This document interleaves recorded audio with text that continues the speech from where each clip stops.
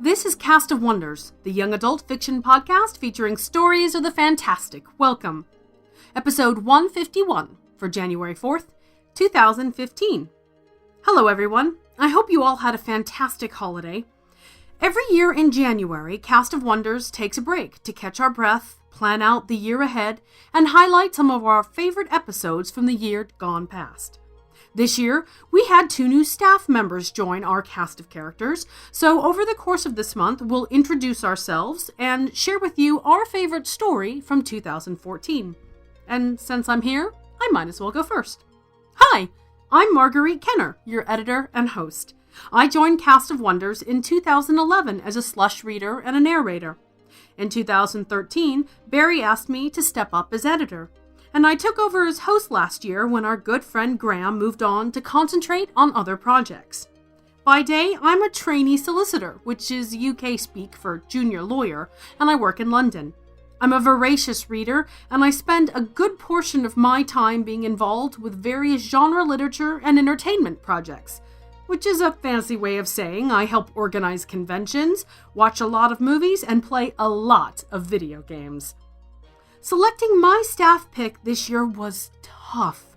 Despite our somewhat rocky release schedule, 2014 was a fantastic collection of tales. I admit, I pulled rank and asked Barry, Jeff, and Alan to make their selections first in the hopes that it would help narrow my playing field. My final pick for favorite story of 2014 is the flash fiction piece Master Madrigal's Mechanical Man by Scott C. McCullough, which aired as episode 120, narrated by Graham Dunlop and myself. Flash fiction is difficult stuff, and I've heard them perfectly described as idea grenades. The author has to begin, develop, and finish an entire narrative arc within a minuscule word count. Scott accomplishes that here, and then goes one step further when his protagonist looks through the fourth wall to answer the question the story raised. Combine that with a unique steampunk setting and a great sword fight, and you can't go wrong. Enjoy!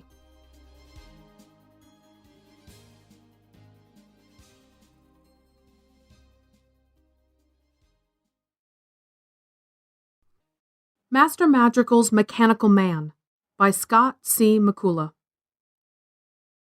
I tried to shut out the crowd's roar, but the thunder of 1,000 feet pounding above us in the arena stands rose until I could feel the breastplate of the mechanical swordsman vibrate beneath my touch.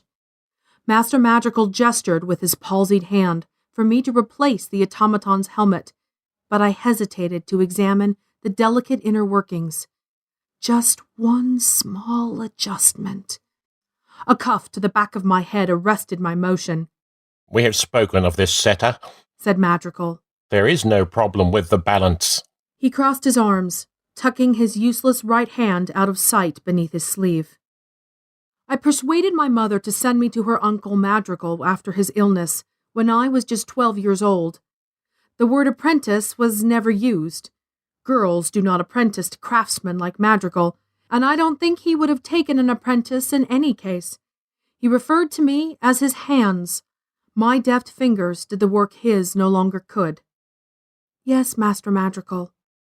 I set the helmet as he had indicated, covering switches and levers and the gyroscope I believed flawed, but my belly roiled with indignation.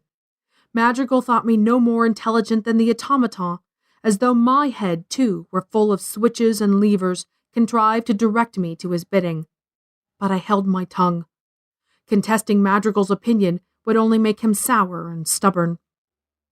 The applause gave way to a muted anticipation as Libran, the opposing swordsman, made his way to his corner of the combat yard. He was handsome, with a mane of golden yellow hair that flowed loose behind him. He stood with an easy grace, exuding pride like a strong perfume. The crowd cheered when the mechanical swordsman entered the arena, but it was punctuated by hushed mutters and sideways glances. The Duke, in his box at the head of the arena, clapped politely. I took the crowd's agitation as a good sign. In previous contests, our fighter of steel and false sinew had earned nothing but laughter and sneers. Today the crowd had seen it dispatch 4 lesser swordsmen, and if it defeated LeBron, it would take the victor's laurels and the Duke's purse. Setter, come! I hopped at Madrigal's words, realizing I had been watching LeBron. If the swordsman was worried about the fight, he did not show it. As we stepped back to the stands, he met my eyes and gave me a ready smile. I stared ice shards back at him. I am no simpering court lady to be charmed by a warm look. The official directed the contestants forward. LeBron bowed towards the automaton, an expansive, mocking gesture that brought a laugh from the crowd.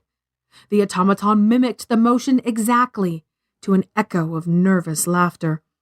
A crease of uncertainty appeared on LeBron's brow, quickly replaced by calm readiness. LeBron and the automaton drew their swords, and at the official's signal, the fight began. Beside me, Madrigal leaned forward, gaze level and unblinking. The crowd's murmur fell to a hush as the combatants circled each other. Thick hide leather patted the soles of the automaton's feet and made whispers of its steps on the sandy arena floor. And then, as a mountain cat falls on its prey, LeBron attacked. He assaulted the mechanical swordsman in a flurry of blows, as though to overwhelm it with sheer aggression. Yellow hair leaped wildly, like flames dancing, but his face was cool and confident. For a moment it looked like he would succeed, as the automaton fell back with each blow. Such an attack would have intimidated any human opponent, perhaps caused him to be more tentative, more defensive. But our mechanical man knows nothing of fear or worry. It fended off LeBron's blows, gave no more ground than was necessary, and when it found opportunity, it pressed its own attack. Its arms seemed too limber to be made of steel, but they wielded their heavy broadsword with deadly precision. He sees now I've offered him no straw man to hack at as if in the practice yard, Madrigal said. The frenzied exchange between the combatants gave way to a lull. They regarded each other, circling like dogs preparing to fight over a haunch of meat. No, this time he faces a skill akin to his own. Its stance is still uneven when at high guard. Hardly. Madrigal didn't look away from the bout, where the automaton readily countered LeBron's probing strikes. Its defences have proved firm so far, and I find it unlikely Libron will have greater success than any of the others. Because the automaton is faster, not because it is better. I wondered whether Madrigal truly could not see the defects in our work, or if he willfully chose to overlook them. In the workshop, we measure perfection in angles and momentum and fractions of seconds, but there is no way to calculate the sum of those things until it is tested in the field of combat. There its flaws should be obvious to any eye. With LeBron, every movement he makes flows into the next, and he keeps his poise under the fiercest attacks. And next you will wax eloquent about how graceful he is, how his every motion is like the stroke of a painter's brush or the notes of a minstrel's lyre. Gods, girl, he smiles at you once and you're like to lose all reason. These things are nothing more than ostentation and showmanship. You would have my automaton swagger and parade before the crowd like every other entrant. It is a machine, Setter. It needs no empty pride, nor must it know how to be graceful before it can perform its function. I clenched my teeth. Was that all Madrigal thought of me? It was not as if I believed the automaton harbored some hidden aesthetic beneath its metal chassis, or that Hespa, the muse of battle, could guide its sword strokes the way LeBron claimed she did his. I'm saying that since we can observe the automaton's faults, we must be able to correct them. It can be flawless. On the combat grounds, the only qualities that matter are victory and defeat. Madrigal spoke with a finality that said he would hear nothing more from me. I smoldered like a banked ember. How could he be so uninspired to settle for something less than what was possible?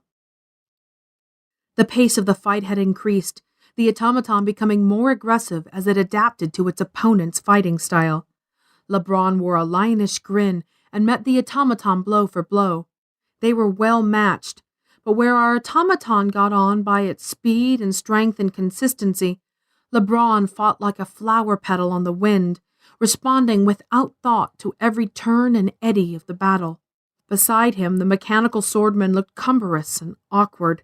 Nothing so dramatic as a lurch or a misstep, but where a parry should have flowed effortlessly into a counterattack, there was a hitch, like a scuff on polished leather. When LeBron pressed close, their swords locked together, and I could see the slightest waver before the automaton thrust him away. Tiny things, but each a vulnerability, if only for the span of a heartbeat.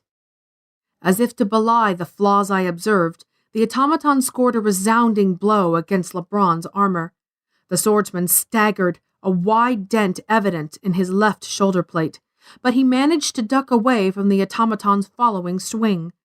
Madrigal gripped the railing before him with his good hand, himself coiled as tightly as the master springs that lay in the automaton's chest. Sweat beaded on LeBron's forehead, glistening in the sunlight. He was getting the worst of it now, giving ground more often than he took it.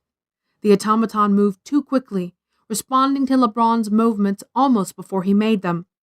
Confidence had been replaced by grim determination. Even on the defensive, he fought with deadly grace, closer to a dance than a battle. But he was flagging, hard on breath, and the automaton continued implacably. I knew LeBron was too focused on fending it off to take advantage of, or even see, the tiny openings I had observed. It was only a matter of time before the mechanical swordsman bested LeBron, and the crowd knew it. There were no more whistles or shouts of encouragement, but every eye watched the melee with rapt attention. A bell sounded the end of the first combat round. It was a concession to the human participant. Our swordsmen could fight for hours without tiring, but this was a contest of skill, not endurance. The automaton halted its attack immediately, set the point of its sword on the ground, and rested both palms on the hilt. It could have been a statue. LeBron conjured a smile to his face, but I could see the strain it took to stand straight and wave to the crowd. His breath came in pants. The next round of combat would not go well for him. Come, Setter. Madrigal kept his face impassive, but I could detect a self-sustained jaunt to his steps as I followed him into the combat yard. LeBron eyed us, but I stared pointedly past him. At Madrigal's direction, I examined the automaton, seeing that none of the joints had seized, that no sign of wear or weakness had appeared along its limbs. There was none. LeBron had not managed to lay a single solid blow on the automaton. My hand lingered at the helmet. I wanted to remove it, to see if perhaps an adjustment to the gyroscope, but Madrigal would never permit it. One of the Duke's representatives in blue and white livery approached Madrigal. Madrigal made a curt motion with his good hand. Leave us. Of course. I was just a tool, just a pair of hands, not worthy to know what the Duke had said. Not smart enough in Madrigal's eyes to see the automaton's flaws or how to mend them. Indignation like bitter venom ran in my veins. I stalked back towards the stands, seething, but hesitated as I came near LeBron. His eyes flitted to mine, not smiling this time, but wary. What business can I have with him? He was the opponent. I glanced at Madrigal, but he was intent in conversation with the Duke's man. Leaning close to LeBron, I spoke quickly and softly. Madrigal surveyed the mechanical man on the workbench. One arm was completely mangled. The network of small pneumatic tubes that controlled the fingers was severed and leaked fluid like pale, greasy blood. One of the small blue gems that served as the automaton's eyes had been knocked from its socket, and the head twisted at an awkward angle where it had met the hard arena floor. I worked to replace the shattered forearm casing in satisfied silence.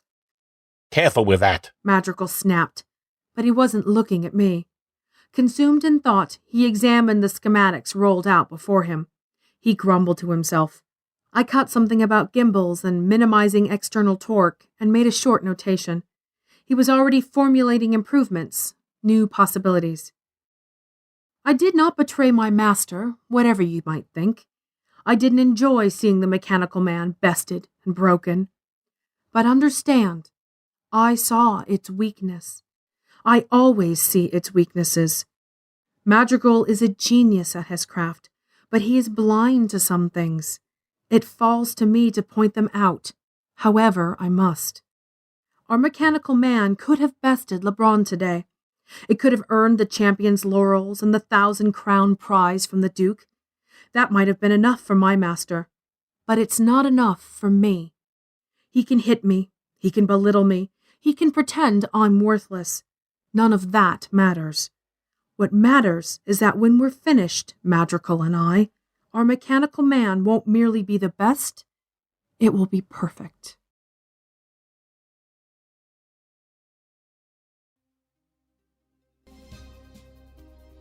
Cast of Wonders relies on your donations to pay our authors and bring you the best in young adult audio fiction week after week. If you've enjoyed this story, please consider making a donation using the PayPal link on our website. Every one-time and even better monthly donation can help, and you have our heartfelt thanks. Share your appreciation for this story by leaving us a review on iTunes or sharing the episode with your friends and family. We're at Cast of Wonders on Twitter. Come say hello. Cast of Wonders is a production of Wolfsbane Publishing and is brought to you by the creative team of Barry J. Northern, our publisher and artist, our audio producer Alan Sale, assistant editor and slush wrangler Jeff Height, and I remain as always your humble editor and host Marguerite Kenner. Our episodes are released under a Creative Commons Attribution, Non-Commercial, No Derivatives International 4.0 license. Share it, but don't change it. Our theme, Appeal to Heavens, is by Alexei Nov from musicalley.com. Thanks for listening.